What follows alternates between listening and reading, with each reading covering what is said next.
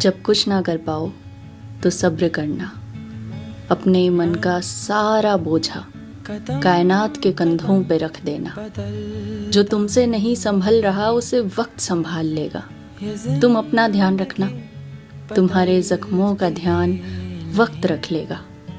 जब कुछ ना कर पाओ तो इंतज़ार करना। जो तुम्हारा है वो तुम तक पहुंचने का रास्ता ढूंढ रहा होगा। जो तुमसे खो गया तुम उसका केवल रास्ता होगे। शायद वो कहीं और जा रहा होगा।